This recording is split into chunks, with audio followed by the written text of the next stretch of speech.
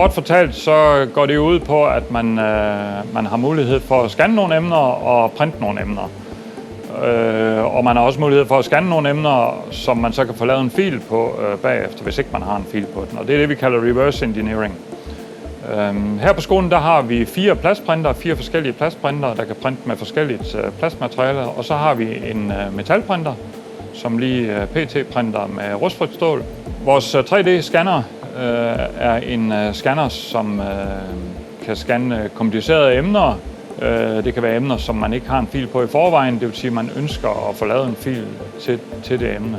Og man kan ydermere få sat nogle mål på den og få den lagt over i sit tegneprogram, for eksempel Inventor, som vi anvender her på skolen. Og så kan man jo bearbejde den deri og måske modificere tegningen også.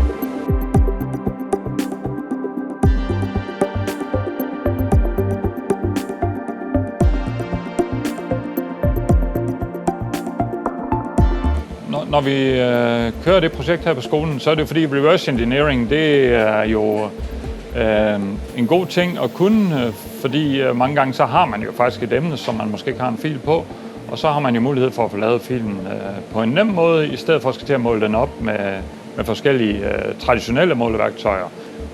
Udover reverse engineering kan man sige, det der så er fordelen ved udstyret, det er, at man kan bruge det også til at kontrollere emner, og det vil sige, hvis du har fået fremstillet et emne efter en fil, så kan du scanne den bagefter, og så kan du sammenligne de 2 filer med hinanden.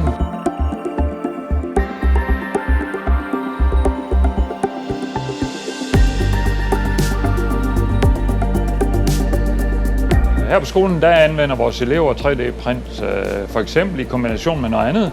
Det kunne være industriteknikerelever, som har lavet et emne, og så mangler de nogle knopper måske til en skruestik eller et eller andet, og så 3D-printer de dem, og så har de lige pludselig et projekt, som både indeholder noget, der er drejet og fræst, men også noget, der er 3D-printet.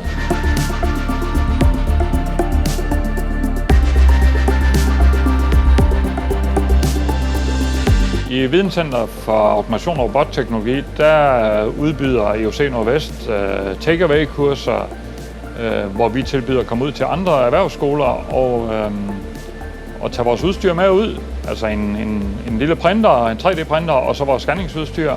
Og så fremviser vi det for faglærer eller måske elever også, sådan at man kan få et indblik i teknologien og se, hvordan det fungerer.